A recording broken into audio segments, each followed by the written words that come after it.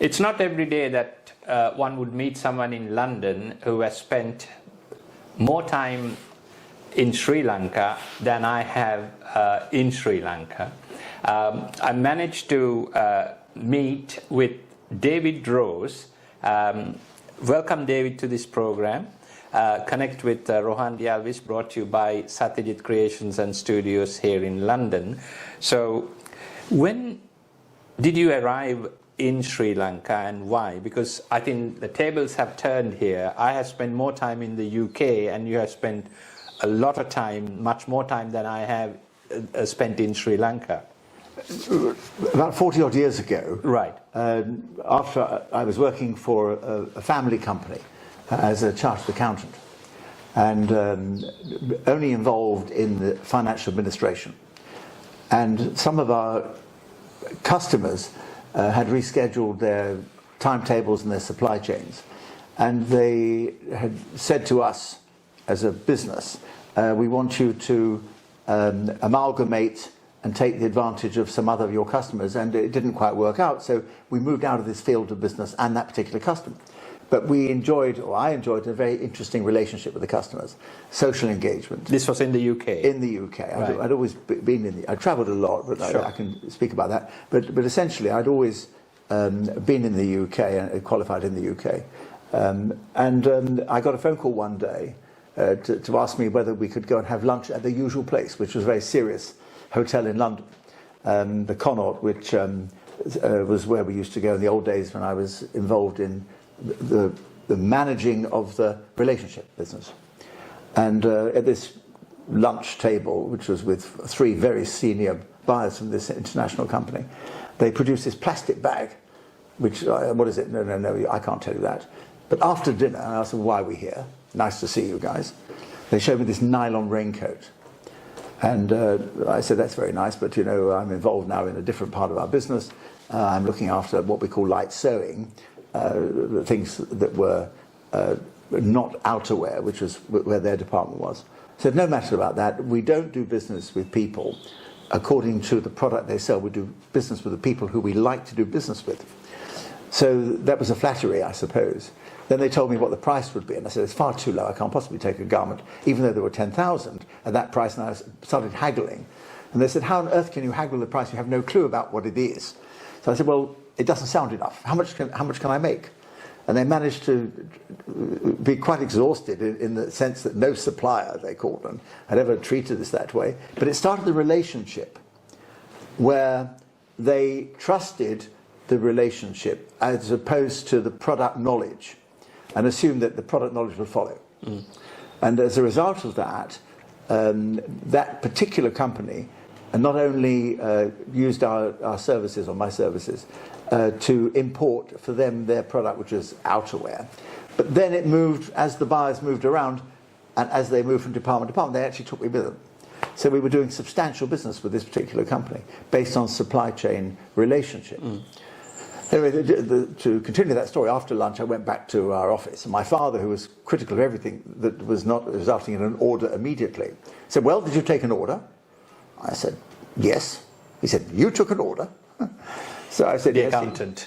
Okay, so he immediately called down our finance director, who I'd been articled to as an accountant. He said, Rodney, you better come downstairs. David's taken an order. He came running downstairs, and he looked and said, yes, show me the contract, yes, show me the costing. What's your plan? I said, I think I better go and check this out. Now, my hobbies at the time had been scuba diving, photography, and particularly those two, and travel, of course. So I said, I better go and check this out. And I think this is the budget, this is the cost. He said, no problem. He said, when we have shipped the garments, and when we've been paid with the customer, we'll give you your expenses back. So that was one of the most important lessons I ever learned, that you don't pay for things until you can see the return. You pay for things when you've got the money in your bank or in your hand. And that culture and that training as an accountant was the most important thing, even though I never practiced as an accountant. That lesson of only spending what you have and trying to convince everybody there aren't money trees around except for those you've earned. So that was a lesson. I didn't make the trip, by the way, of course, because he said to me, you know what you'll do, you'll take your scuba equipment, you'll take your cameras, we'll never see you again. But of course I didn't go. So how did you end up in Sri Lanka then? So of course I went because the buyer was delivered the garments reasonably late, and I went again. They doubled the orders, and then somebody else said, "Oh, whilst you're going, could you please make some more?" It became two trips that first year, 1982, and then it became 3 trips, and then it became substantial because other customers for my father's group had said, "Oh, you're able to manage what they called repeat orders, successful orders they wanted to turn around, because normally the lead times for orders was quite substantial, very long." So here was somebody who would turn around and say, "I'll get it organised for you." So at that time, David, the Sri Lankan apparel sector, or the garment industry, was in its infancy, perhaps because it was in 1977-78 the economy liberalised or opened up. So what was it like at that time? Well, in the first days of 1977-78, we had the beginning of free trade zones. The Katunayake Free Zone opened up. In Katunayake, yeah. And the big reason that everyone went to Sri Lanka was because of quota. Because their normal quota was based on all other countries. And all the buyers from America particularly, it was the biggest buyer, and the UK were interested only where they could offset demand with supply and production where there was quota available. So Sri Lanka became a serious quota market. And as of course quotas were not that enormous. America, it was always dozens. In Sri Lanka, for Europe, it wasn't that great. Sri Lanka was really not a big European market. So factories grew in the zone. There were a number of investment factories who had been in other parts, Philippines and Taiwan, I think in Thailand, in Korea. They moved there because there was quota available. So the business developed in a very, very core product base. There were some substantial local investments outside the zone, which were notable, wonderful factories there at the time. And of course, they were dealing in quantities, mainly American market. No one ever came along and said they wanted to make something which would be delivered in 2 months. It was always about twice a year, or it was continuous programs of production. So it was the production at the time grew from nothing dramatically according to the quota availability. And that's how it was when I first went there. So the initial companies that came into the free trade zone in Katunayake, they were mainly international companies? Mainly American. Mainly American companies. Who were based, either had offices, regional offices in Hong Kong. Hong Kong was a big centre. Either regional offices in Hong Kong or direct from America. And a few European companies. There was a particular company from Germany, Switzerland, that came over because they saw the advantage in non-quota product. So it was very selective. Right. And do you think with the liberalization of the economy and the free trade zones being extended overall across the country, that made another significant difference, improvement, a plus factor? Well, I think, obviously, the thing one normally says here is good question.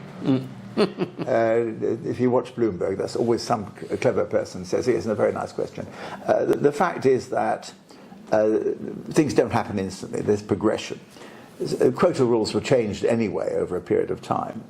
But what happened really was that factories started to develop, small factories. People who joined the big companies moved off to start their own small factories. And they began to develop with their skills. And therefore the business developed outside of the main big buyers. Europe developed substantially. Quota became less an issue once you're supplying things which are not quota. The biggest transition, of course, was in early 1990s when President Premadasa, he inaugurated, through the support of Kumar Dewapura from TriStar, the 200 factory scheme. And that was really the catalyst, because it took production outside of the zones into the villages. And of course the famous clock towers at every junction where there was and the roundabouts, yeah. Yes, but at the end of the day, the country grew. Yeah, absolutely. When I first went there, everything was a Morris Minor. So I think the country grew, everything was village-based, and the influence of local systems and the religion was very highly dominant because people were village people. So not everyone could come and work in the free trade zones. I mean, it took some years before the others were set up. But the factories that were set up under the 200 factory really changed the whole nature. And I think that was the big change that made a difference over the years. And of course the stars will shine and the bright people will rise, and those who are not so strong, those who depend on quota and suddenly there's no quota, were not selling quota, they were selling performance. So the good always excel. And so you have got an industry that over the years has grown from being hundreds of factories to being tens of groups, which are really substantial, with 3 enormous groups, and there are probably a dozen more which are second, and then there's the rest who, I wouldn't call them boutique, but they're who's also developing. The niche.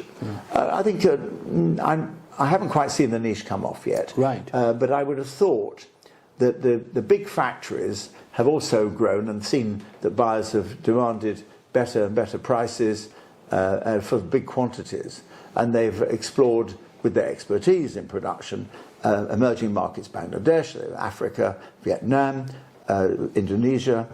They've really moved Pakistan. They've moved Pakistan less, but they've moved substantially production offshore to compete with those who are already there, and they've made in their own factories in Sri Lanka more sophisticated, more selective, higher value product. And there are many companies who have actually now keep their Sri Lankan operations as being service-led. So washing services, design services, everyone is trying to get onto that. And ourselves, of course, always were a design-led company without our own production. But from ourselves, since that's probably the next question you'll ask. You're guessing me correct. Yeah. What's your operations like in Sri Lanka? Well, let's put it this way. We started off because we were working with people who really looked for a buyer. Yeah. And I'm the sort of person who looks at somebody and says, okay, do you think you can make the garment? Fine, show me a sample. If you can, good. You've got 10 machines, fine. That's great. You can get 20, fine. If you get 50, fine. And true merit will always find its level. So we work with people, but unfortunately, there comes a time, and it's no surprise with the retrospect, that those who are interested to develop their skills and understand how to make this, make that, the other, which are complicated, will cling to those who will give them that advantage. But the moment they've got those skills, they're not really interested in sticking. You know, why do you want to sell every 6 weeks and not know what the next order is when you can sell for 6 months ahead? So we found out constantly developing factories and relationships, most of which we're still in a way friendly with people. Sure. I never found any justification in my own way of proving points. We had a few ups and downs with some bigger groups who did not recognize where they came from or what they owed to us. But that's something you have to live with. And, you know, frankly, they always say to you that you don't agree with everybody. And if somebody doesn't agree, he could be wrong. Let him be wrong, and you just get on with what you're doing. Sure. So we moved on. It was only in 2000, that was really 17, 18 years after we first came there, that we started our own factories. It really was the beginning of independence, of knowing, because what we were asking factories to do was block space, we'll fill it. Doesn't matter what quantity it is. And by the way, we're not sure whether it would be this, that, or the other. But block it. But block it, and we guarantee it. If we don't take it, we'll pay you. But that isn't the way to people to grow their businesses. We accept that. And of course, with courage, we would probably I should say, have started my own factory early days.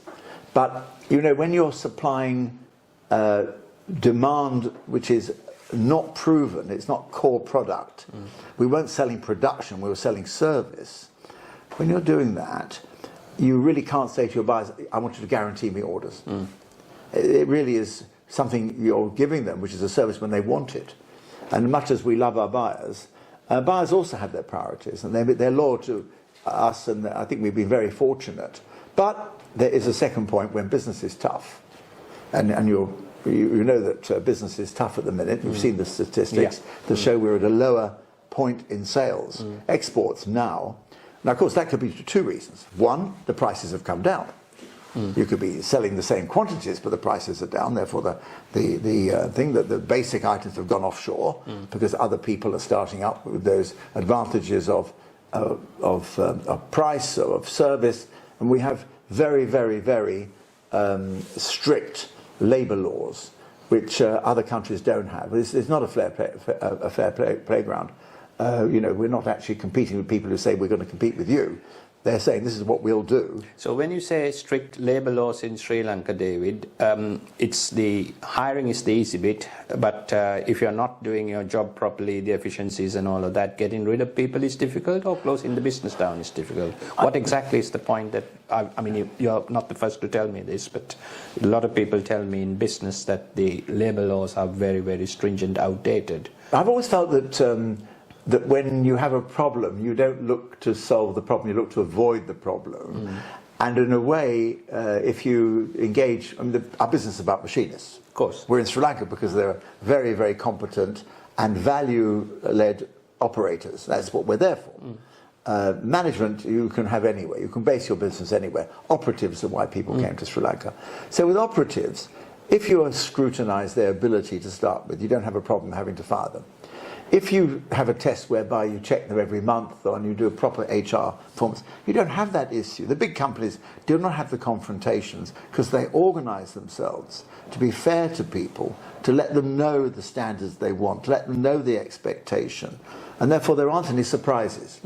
Where the problem is I see that when you've got a downturn like today, where you've been due diligent, you've been compliant, you know, you've actually thought through all the requirements that companies ask for, without them offering you any more in return. If you want to do business with us, you jump upside down for you.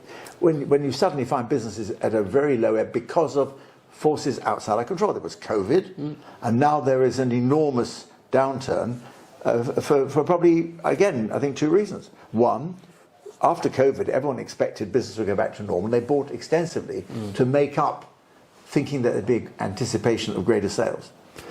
But in fact, with the downturn with Europe, with the threats of the European war in Ukraine, with the threats of North Korea, which is causing instability and many other reasons, with certain other confrontations that are not healthy, and I won't go into that, you suddenly find that people are not buying as much as they used to. Inflation has hit us.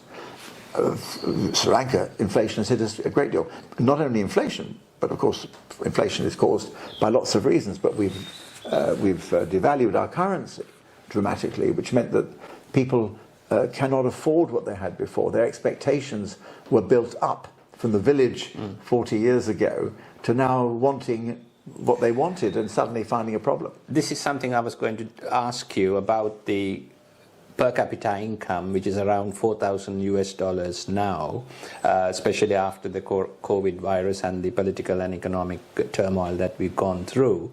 Now, you are approaching it from a different perspective, where the glass is half full, because $4,000 to $5,000 per capita is a good number for a country like Sri Lanka, but our expectations have gone up. That's why we are running, the people are short of money?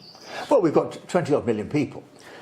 I think it's fair to say that, I don't know the statistic, but probably 15 million are very happy with $4,000 a month. We found that a number of those who could not afford to pay higher rents and lodging and coal and cattle gas, etc., then moved back to the villages. They were in the embrace of their families where the costs were lower. And our factory, which is out in the east, or more east than Colombo, should we say, suddenly acquired another 80 machinists. So that for us is a big quantity. You know, so having a rural-based factory is far better in this day and age, because more people are going out of Colombo. Well, I think we used to think that it was cheaper to run a factory. I think at the end of the day, you know, fuel is going to affect transport. You know, the basic services of the electricity is a big factor as well. It encourages, obviously, us to be, sustainability is the big plus. I know it may come into the questions we ask. It's a big influence for us. But actually the welfare of the people we have is easier to manage in the villages or in village factories. So wind back a bit to the time of the 200 factories, bringing employment there, and take away this big migration to Colombo. And those in Colombo, of course, are suffering more because they've taken on mortgages and they've taken on loans. During the period of COVID, everyone had the fancy cars, what they used to call Chelsea tractors in London. All those cars were sitting in their car parks. They couldn't use them, but nobody complained. The moment, of course, that we liberalised from COVID and everyone could drive around, they couldn't get any petrol because it wasn't available. They suffered. But do the poor suffer? do the people who, not the poor, do the people who are the working people suffer? Less so. So I think it's a fact that when we talk about the influence of the economy, I think that the poorer people are suffering, but they're coping. If you were to, I know this is perhaps my own view about it. If you look at what's going on in England now, everyone's asking for more money because basically they can't afford to live. And they're asking for money which the government doesn't have because we're not exporting enough, we're importing too much, we haven't generated domestic, we just depend on everybody else to become a service industry instead of both being a production industry. So in a way, people are not used to being poor. Whereas in Sri Lanka, it isn't in distant memory that they were actually not able to afford all the things they have. Sure. They cope better. Management may be more difficult for them. This is another point you come to on the management of the economy and also the production-based or manufacturing sector. Where do you see Sri Lanka in, say, 5 to 10 years from now? Because I personally don't see too much new manufacturing coming up in Sri Lanka right now. But you are on the ground, I'm here in the UK. How do you see the manufacturing-led revival taking place in Sri Lanka? I'm very optimistic about Sri Lanka. And I have, I know that I'm not as young as I was. Well, that's a statement everybody can say, I'm not as young as I was, or you're not as young as I were. We've invested more money in the last 2 or 3 years than we invested over the previous 37. And that's because the labour that we have, the production labour we have, is in fact bright, hard-working.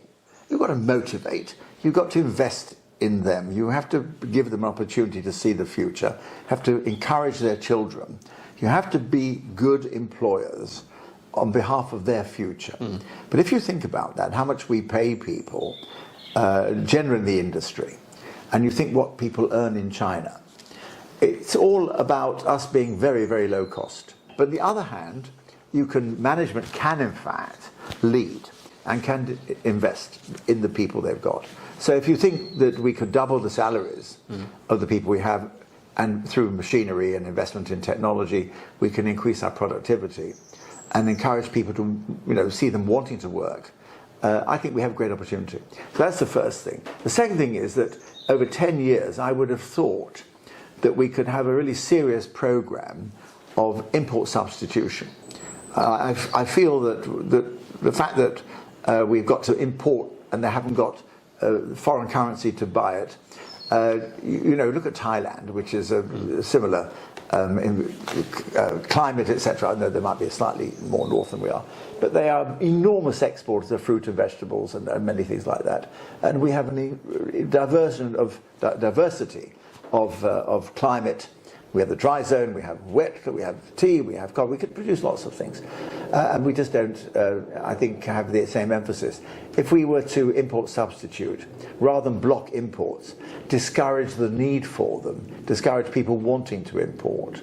If we were to assemble, it needs people to invest, and that should be the policy. We can produce for you high standard.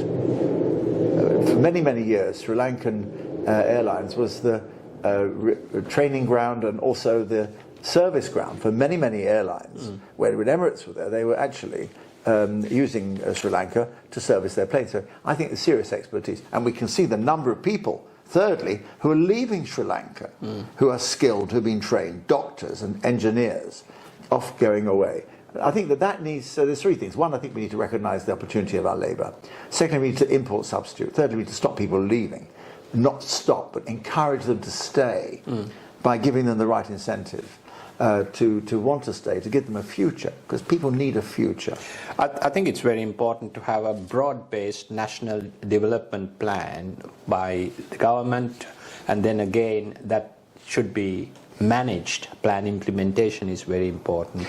I think it's fair to say that there's a question always asked about should government have so many people employed? Should they not be privatising many of the industries? Should they not, in fact, let economic forces rule? All right, there will be some cash flow. There will be people who come to work and don't work. But you know, civil service in every country has been accustomed to being jobs for life.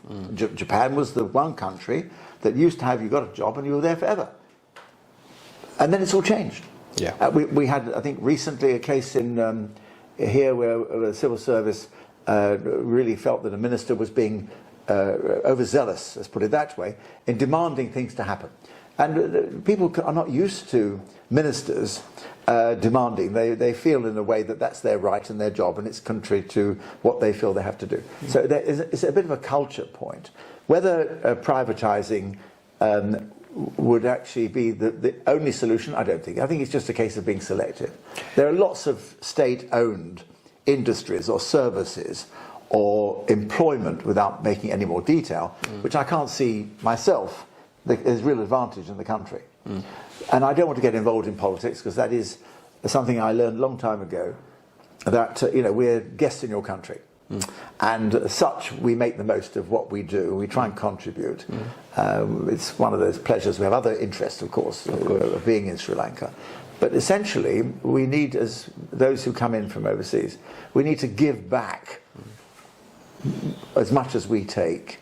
And I think that's very important. I mean, countries like Malaysia, they offer foreign-based or foreigners, non-Sri Lankans, the ability to come and live in the country, work in the country for certain periods of time. We've heard of golden visas in Sri Lanka as well. I mean, I'm not going into specifics, nor am I drawing you into a specific answer here, but in general terms, do you think that sort of program to bring in talent from outside for a specified period of time is a good thing? Definitely. In our own industry, bringing in those who are really expert on limited contract terms and getting them to train the teams with all that, but knowing that their term is going to be 1-2 years, and actually bring people up to that standard. We've seen education, foreign universities, foreign schools investing enormously in the economy in Sri Lanka into people.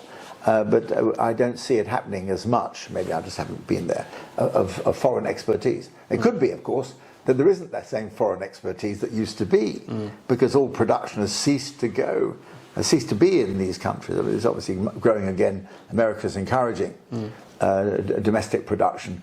But essentially, we need to have people who come in there. I remember one particular company in the free trade zone in Naka used to bring in experts of cutting, experts of pressing, experts of lots of fields. And they were there to train people. And then afterwards they contributed. And we really got bright talent. I think I totally agree with you, because Malaysia has done that very successfully during the Mahathir Mohamad's premiership, you know, bringing in even the car industry into Malaysia, the first national car, and Petronas is another company which is the equivalent of the State Petroleum Corporation, which is diversified into a trading company, etc. So there are some good reasons, and I think we are on the same wavelength on bringing in foreign expertise for know-how transfer and to train our people. I think in all these things, it needs to be disciplined, it needs to be controlled, it needs to be monitored to see the performance. And those who are bringing in the foreigners need to, or experts from overseas rather than foreigners, right? There's a difference between Suddha and Videshikaya, in case you hadn't known that, right? Say that again slowly. There's a difference between Suddha and Videshikaya. Oh, Suddha and Videshikaya, right. Those who bring in the Videshikaya. David, you mentioned about bringing in foreigners, especially for training purposes, upskilling the local resource pool. How else can we broad-base that and get the technology, the know-how into Sri Lanka in a much more accelerated way than where we are going now? I think that a key element in the world today is international language. Those in management, those in Colombo who've been to schools where English is either taught or spoken, and where independence and questioning and reasoning and challenging is the norm, where there is an element of individuality or individualism, I don't know that's the word probably, that is not enough of in the country. And I often hear people saying that the English, if you like, is not taught enough and not spoken of. And one way of dealing with that would be when we have got foreign expertise coming in for whatever industry it is, that their partners should in fact be encouraged to work and to bring their language in part-time with some allowances, which give them some concessions, whatever it may be, so that they could in fact teach people. We've got somebody who I met at I don't know where it was, a couple of weeks ago, who called me up. Oh, I met them at the swimming club, and they said to me, I was introduced because I was with one of my team who were friends with them or something, and she said, oh, this is a lady who teaches this. I said, right, we need you.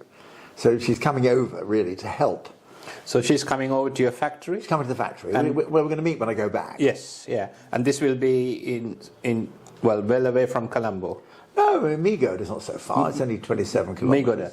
Yeah, it's not very far. It's on the railway. Yes, on the Avisavale. If you take what used to be a narrow gauge railway, the and actually a local station is Watareka. Watareka. Not Reka, Watareka. So it's not so far. And we just devote time. There's no reason why we can't give people that advantage. And that would be a pool of people there. Terrible. Okay. So going for this sensitive question. Now, there is in any country, not just Sri Lanka or the United Kingdom, I think it's a worldwide phenomena. Basically, when foreigners come to a country, the nationalist feeling is to refuse people. Now, Sri Lanka is no different to other countries, but I think it's in the country's own benefits. Let's say, for example, in the United Kingdom, there are around 5,000 highly skilled Indian nationals who come every year as state policy, right? And where do you see this going, causing a conflict in a country such as Sri Lanka? It's a small country. I mean, I'm all for bringing in people with tech know-how and upskilling our people. Should they be there on a continuous basis, or what are your thoughts about it? From the point of view of someone who has stayed in Sri Lanka for almost 40 years. First, like I said, I've never had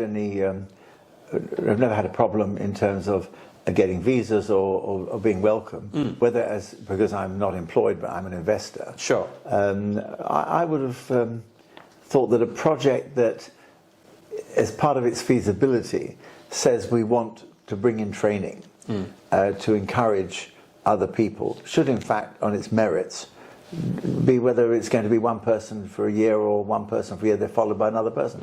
I would have thought that one would encourage based on results. Of course. Are you going to export? Are you going to import substitute? What are you going to do? Because there are so many things that are not export-led, but simply replacement, substitution-led.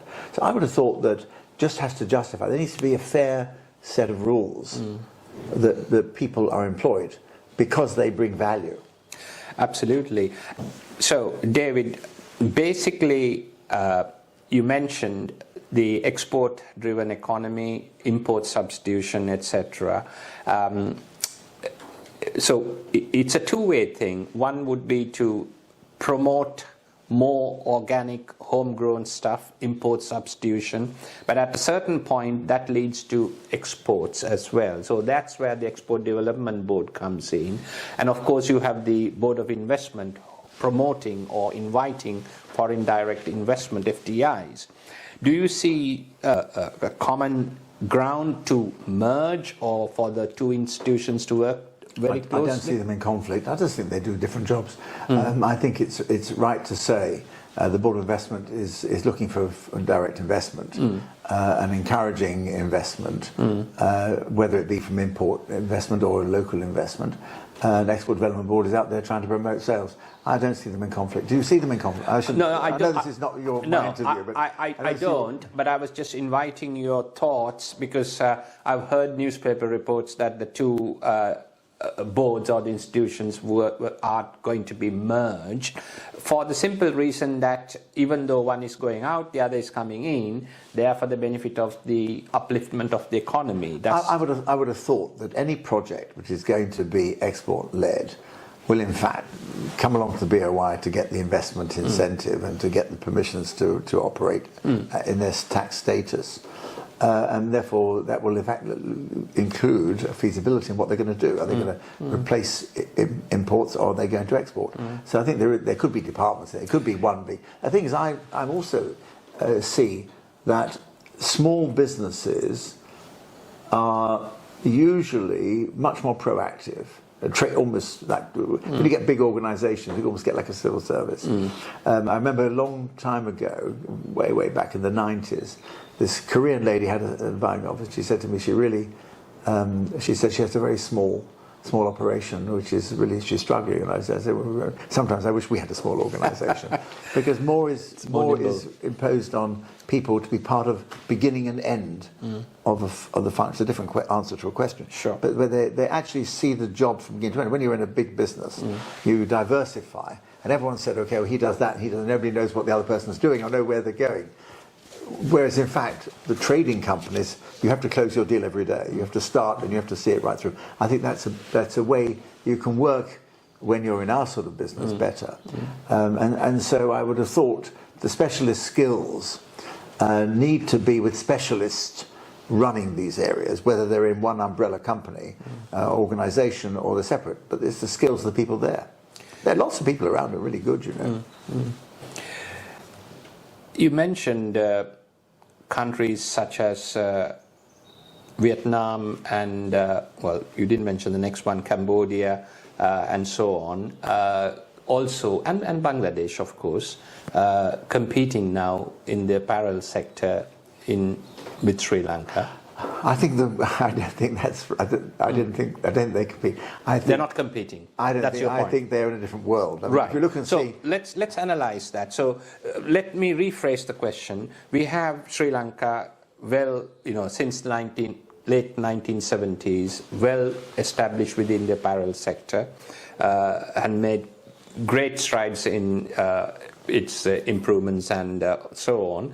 Then we have countries, as I mentioned, Vietnam, Bangladesh, also gearing up within this sector. How do you see those countries and Sri Lanka into the future? I think Vietnam and China are really in a class of their own, because they are very industrious. Their pursuit of success is inherent in their whole tradition. Bangladesh is very similar to South Asian country, but of course they've built a reputation and enormous reserves based on quantities and service. And when you're going to buy container loads and container loads and container loads, you do negotiate better prices. The product doesn't get worse, it's just that you're getting economies of scale. Now, I would have thought that we could do the same thing in Sri Lanka. I don't see Sri Lanka as being uncompetitive on the same terms. A customer of ours came and said, look, we buy 80% of our product in Bangladesh, will you make the 20%, which is the fancy colour? I said, sure, okay, this is the price. I don't want the same price as Bangladesh. I said, well, hold on a second. You give me 20% of 20% of the business, 25% of their quantity, and you want the same terms. They can deliver when they want to, and you want us to deliver it when you actually decide. I said, you're not being fair. So I think that Bangladesh has, in the main, built itself up. And I'm not my expertise, so I'm just hazarding. Sure. Based on the fact that it was offering volume, serious volume. I mean, a company like Walmart cannot come along to a company that can make 3,000 garments a week. They've got to come to one that makes 300,000 garments a week. So I think it's fair to say that they've attracted those people who have been able to give the volumes, and therefore they've negotiated the volumes. So does that mean Sri Lanka has moved out of that quantity sector now? I I think because in shops you see mainly Bangladesh, Vietnam products. much more. I think it's fair to say things are changing. What was 10 years ago core product, I think Bangladesh today is actually servicing every element of the business. I mean, they're not just doing volume core business, but I mean, people have gone from Bangladesh to Africa. Is there idea that they don't put all their eggs in one basket?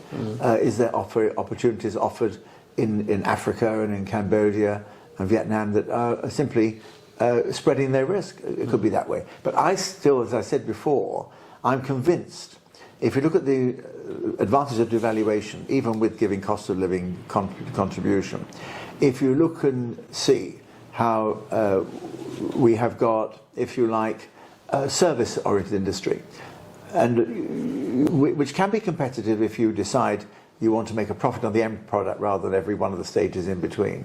I'm convinced you can sell. I mean, Primark, for example, is manufacturing in Sri Lanka. So how do they manufacture in Sri Lanka? It's because they are focusing on quantity. So they're doing what many other people would do in Bangladesh, but they're simply making their product in another market. So for them, it's another market. And you do get buyers who come and say, well, I think we're really too highly exposed to China, and therefore we want to come to Sri Lanka. I see. So I think there's an enormous spread of production bases. I just think you just got to find the element that says you can do as well as, but add something else to it as well. Compliance, sustainability, GSB plus. The fact that I think we're highly educated. I think we've got an amazing workforce. And I think you just simply need management to promote our real strengths. And are we strong enough on management, the skills in Sri Lanka? Well, I've always felt that needs must. I think that the strong will survive. And when you get a company where it's very strong, and then you get somebody else gets promoted, and the other person gets disaffected, and they go and they want to go somewhere else to work. I don't see it as a big problem. I think that the real problem is not that management isn't available, that many companies have got staff who are resistant to competition in their own. It's a civil service like concept, where they're used to having the level which they can perform, and you always say that you cannot expect people to choose their own boss. When you want to build a business to be 500 million, you don't go for somebody who did 150 and were happy to increase their business by 10%. You go to somebody who's run a business of 500 million. So the same thing there. Many people who are used to running a 150 million business, the idea that they could reach 500 is way beyond they don't see it. They see that they'll be quite satisfied to produce more. So I think in a way, people are around who are really talented. And whether they can be flexible to come off what I would call the gold standard of where everything's done for them, they have to take responsibility. Remember, responsibility is the beginning of where we started. We took responsibility. We will deliver on time, and if not, we'll pay the price. You can't go back to the buyer if you don't deliver quality and on time. True. So you have got that responsibility, and that means you can't turn around and say, well, he did and they did and the other one. You have to take that. And big companies tend to be centralizing at a level, lots of levels, and so I think there's some management that is capable totally. Maybe need some conversion. But we've just employed 2 people, fortunately, who only wanted job title. And, right. And I said to them, hold on a second. The only job that matters is one bonus and account manager. Because our director doesn't say he's a director. He's a director because somebody's got to sign the papers and be responsible. But in a way, you're saying, what title do you want? I mean, you want to be head of, well, who's in your team? You're the one who's going to have to do all the jobs. I think it's a culture thing, but I don't see it's unsurmountable. And in your 10-year concept, I think we're going to reach it. Very good. So, David, when you are in Sri Lanka, what do you do? What are your hobbies? I mean, what do you do during your leisure time? Well, I spend. I tend to work London hours when I feel the need, because London works a bit longer. One end of the scale, and Hong Kong hours other times, or sometimes even American hours, or Central American. Round the clock. But no, you tend to, you're on duty 24/7, or for me it's 24/6. Yeah. So I basically am on call to look for solutions and to find ways of solving or avoiding problems. So in that sense, work is a predominant part of it. So all the hobbies I have, I go lazy cycling. Nobody comes cycling with me because they're all too fast. But that's my time. What sort of distances do you travel? Oh, well, I mean, cycle? Well, I think it would depend what time of the day you start or what time of the day you want to end. So 6 in the morning is the time you start if you're really serious to do 3-hour cycling, and 4 in the afternoon is the next time. If you're like me and like to get up and have a leisurely breakfast and start at 10 o'clock, you're doomed to have about 2 hours cycling, and that's a struggle. Every bump is a hill. So I'm fortunate I have a driver who's learned how to outwit the buses. Right. So he goes behind me, and as soon as his bus comes, he moves out, and he covers me, and he comes in front of me, right in front of me, which you've got to be alert to see what he's doing. I have a mirror, by the way. Mirrors on a bike. That's one thing nobody has, a mirror on the bike. And flashing helmets with lights that, I mean, I look like an actual Christmas tree. It still doesn't stop somebody knocking me over once, but he will actually come right in front. So the buses can't cut you up, which is the big danger. So I would do, probably, we drive down the motorway to, say, Hikadua, and we cycle 40 kilometres, or back, it's on the coast road. Back to Colombo on the old days, going back 20 years ago, 15 years ago. I actually brought my bike back to Colombo in 1997, just over 25 years ago. I was on a charity cycle ride for 400 kilometres along the banks of the Nile. And with my own bike, it was a sort of a bike that was, the frame was made in Sri Lanka, made of carbon fibre by a wonderful fellow who used to make bows and arrows and tennis rackets. And then he went off to Malaysia, a lovely man. He made this bike frame, which went off to Peugeot, came back, and I was cycling on this road. And we came to about mid-morning, and we were forced to stop for about 2 hours. Nobody understood why. And then we found police came with cars and bikes. Evidently, there had been a massacre of tourists down on the canal, down on the river. And so everyone else, the ride was aborted, and everybody else flew home. We went on. We didn't cycle the next day. We went up the river on the boat. A wonderful experience. They all flew back, and I just carried on. I had to come back to Colombo. So I brought my bike back 25 years ago, and I would find that I could go cycle right up to Norelia, and we did a charity cycle ride in 2012. We went up. It was wonderful. Absolute Punta La Oya, amazing cycle ride. I think it's a challenge today, but I'm just signed up for a cycle trip to Morocco in October. So I started cycling. I had this bike at home with no wheels. I was explaining before. It just simply, when you climb a hill, it slows you down, and the bike goes up. You feel the resistance. And, so this is just a sense of training. It starts always May the 1st. Well, best of luck. Yes, I hope so. That's there. So that's cycling. And of course, I enjoy travel and photography there as well. So you've sort of been around the country, the island? Well, it's an amazing country. I mean, you just have to, you can't believe, I've cycled everywhere. It's just an incredible, incredible country. We don't promote it enough. You know, I'm sure we are now trying to promote it. But in fact, tourism is, a lot of people want to see something beyond the level of the beach. Sure. And Sri Lanka offers it more and more and more. And I think there's all area. I mean, for example, surfing. I'm not a surfer, but you can surf all the year round in Sri Lanka. On the west, in the winter to spring, and then from May to October, if I understand it, we're on Aragon Bay. So there is an enormous amount of people who come along, and industries have created sort of small hotels, bringing people in to surf. We're one of the 10 leading surfing places. We should promote it, and I'm sure we are promoting it. So I do that. I sincerely hope so, yeah. I didn't realize that we are one of the 10 top locations for surfing. Yes, in our own business, we are becoming more and more in-house, so we do in-house printing, and we are printing, even printing onto rubber, and printing onto different substances, prints that we design ourselves, or that other people give us to design. So we're actually being asked to get involved possibly in that sort of product, sort of shirts that are designs that are specific to some area. So it's interesting.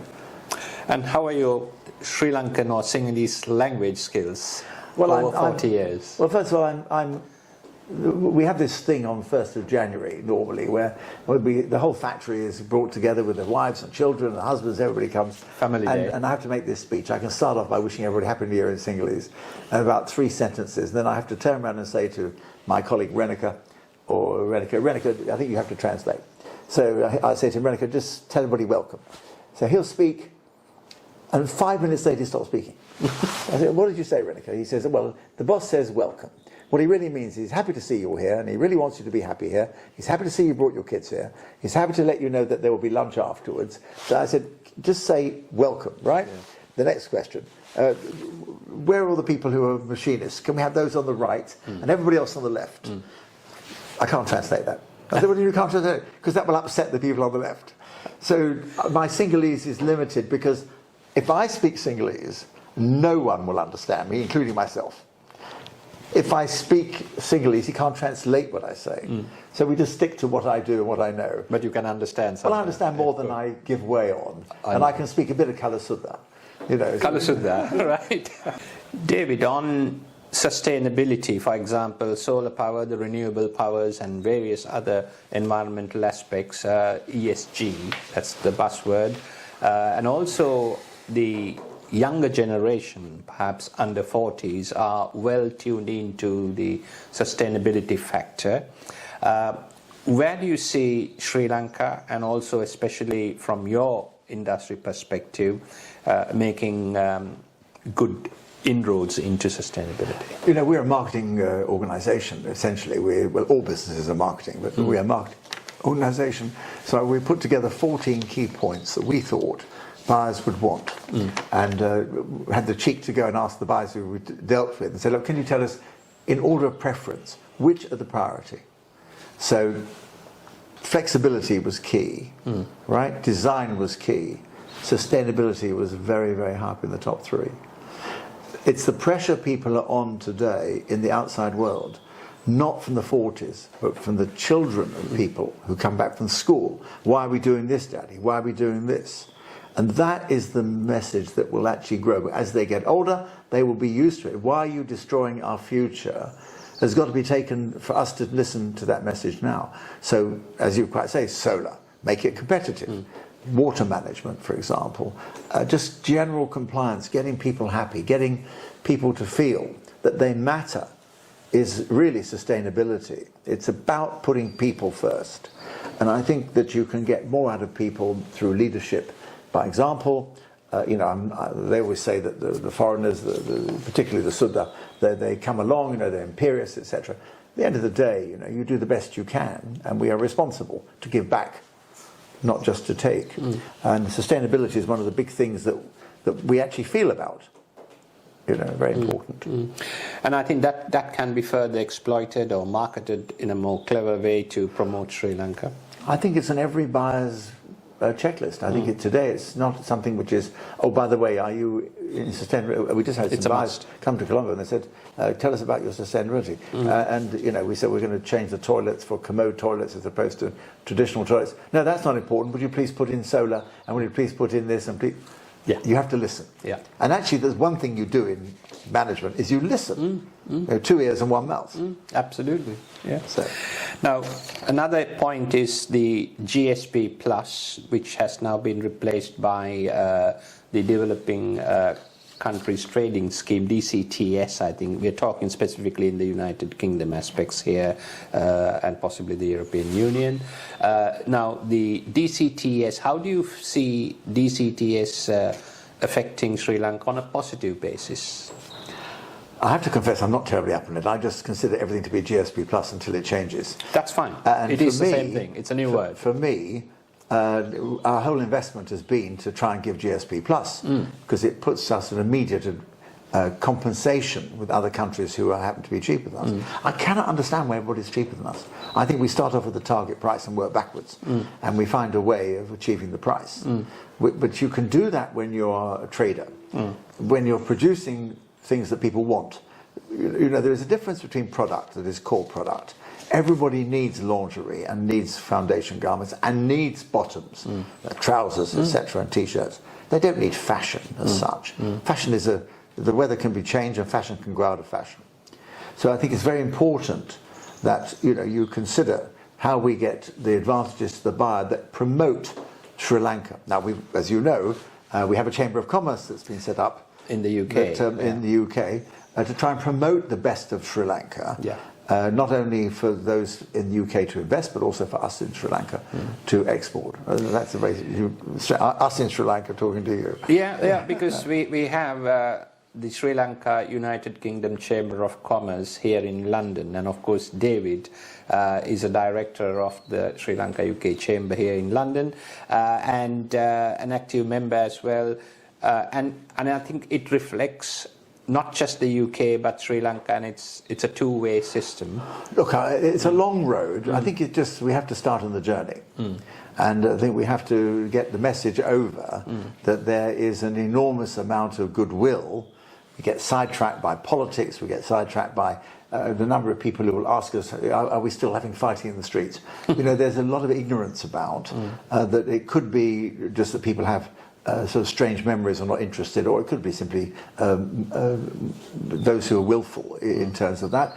But I think we have to really promote the things, rather than negative, promote the good things. Good things, yeah. And that's what the Chamber's there to do, and that's what we in Sri Lanka are there to promote.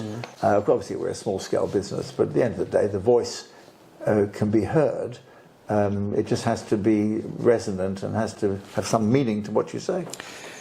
Thank you, David. On that high note, I would like to thank you for being here with us today in one of your short trips to London, and hope to see you sometime back again in Sri Lanka when I'm next there. Looking forward. Thank you very much. Bye-bye.